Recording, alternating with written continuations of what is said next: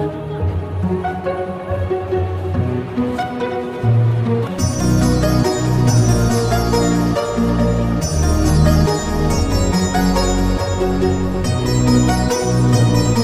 भारतीय इतिहास में मोहम्मद गौरी की गिनती बहादुर और ताकतवर शासकों में होती है। कुछ देशों में मोहम्मद गौरी को आक्रमणकारी, लुटेरा तो कुछ देशों में उसे हीरो बताते हैं। वहीं कुछ इतिहासकार इस सुल्तान के बारे में अपने किताबों में अलग अलग नजरिए से लिखा है। दोस्तों, आज के इस वीडियो में हम मोहम्मद गौरी और पृथ्वीराज के तराइन जंग के बारे में जानेंगे। उससे पहले जानते हैं कि मोहम्मद गौरी कौन था और कहां से आया था। तो दोस्तों, वीडियो में अंत तक बने रहें। मोहम्मद गौरी एक निर्भीक शासक अफगान योद्धा था जिसने गजनी देश से गौर नामक राज्य पर अपना सिक्का चलाया। वहीं भारत में भी तुर्क साम्राज्य की स्थापना का श्रेय मोहम्मद गौरी को दिया जाता है। मोहम्मद गौरी ने भारत पर पहला आक्रमण 1189 से 1186 के बीच पंजाब पर किया और अपना तुर्की परचम फहराया। इसके बाद अफगान शासक मोहम्मद गौरी और साहसी एवं वीर योद्धा पृथ्वीराज चौहान के बीच तराइन के मैदान में भयानक युद्ध हुआ। दोस्तों, आज के इस वीडियो में हम इसी तराइन के युद्ध के कारण और परिणाम के बारे में जानते हैं। आप वीडियो के अंत तक बने रहें। यदि आपको हमारा यह वीडियो पसंद आता है तो हमारे इस चैनल को सब्सक्राइब कर दीजिएगा। पंजाब को जीतने के बाद मोहम्मद गौरी की राज्य की सीमाएं दिल्ली और अजमेर के शासक पृथ्वीराज चौहान की सीमाओं से मिलने लगी। 1189 ईस्वी में मोहम्मद गौरी ने ताबर हिंद भटिंडा के दुर्ग पर अधिकार कर लिया और मलिक जियाउद्दीन तुलगी को वहां नियुक्त किया। पृथ्वीराज चौहान ने अपने लिए मोहम्मद गौरी का खतरा महसूस किया। उसने मोहम्मद गौरी को आगे बढ़ने से रोकने का निश्चय किया और एक विशाल सेना को जीतने के लिए वह आगे बढ़ा। इस अभियान में सभी राजपूतों ने उसकी सहायता की। 1191 ईस्वी में भटिंडा के पास तराइन का प्रथम युद्ध, जिसमें मोर्चा लेने के लिए दोनों शासक अपना लश्कर लेकर तराइन के मैदान में पहुंचे। पृथ्वीराज चौहान के पास करीब 3 लाख सैनिक और 30,000 के करीब फुर्तीले हाथी थे। ये वही हाथी थे जो युद्ध में माहिर थे।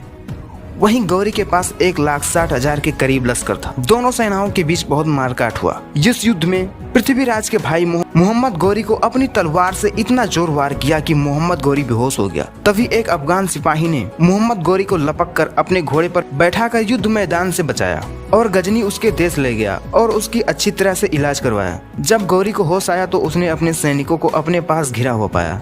उसी दिन से मोहम्मद गौरी ने कसम खाई कि जब तक वह पृथ्वीराज चौहान को हरा न देता तब तक वह शाही खान पान और शाही लिबास का त्याग करता है। वह रातों रात सोता नहीं था। फिर ठीक 1 साल बाद 1192 में मोहम्मद गौरी ने अपना विशाल लश्कर लेकर भारत की ओर रुख किया और तराइन के उसी मैदान में अपना शिविर लगाया, क्योंकि उसकी इच्छा थी कि वह पृथ्वीराज को उसी जगह हराए जहां वह तराइन का पहला युद्ध हारा था। तराइन पहुंचकर गौरी ने पृथ्वीराज को एक खत भेजा जिसमें लिखा कि हे पृथ्वीराज, तुम अपनी हार मान लो, हम तुम्हारी सल्तनत तुम्हें वापस कर देंगे। लेकिन पृथ्वीराज ने बड़े आक्रोश से उसका यह प्रस्ताव अस्वीकार कर दिया। दरअसल पृथ्वीराज चौहान इस भूल में था कि तराइन के पहले युद्ध की तरह इस बार भी मैं मोहम्मद गौरी को बड़े आसानी से हरा दूंगा।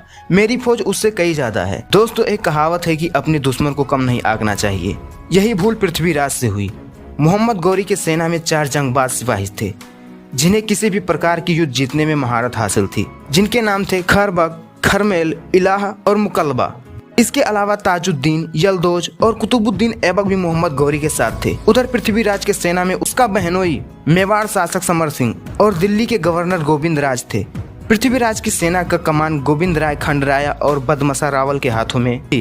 युद्ध का बिगुल बजा। सैनिक एक दूसरे पर टूट पड़े। मोहम्मद गौरी को पृथ्वीराज को हराना इतना आसान नहीं था। पृथ्वीराज एक बहादुर योद्धा था। जब दोनों पक्ष की सेनाएं लड़ लड़कर थक गईं, तब मोहम्मद गौरी ने अपने 10,000 सैनिकों को आदेश दिया। दोस्तों, मैंने पहले भी बताया कि मोहम्मद गौरी इस बार पूरी तैयारी के साथ आया था।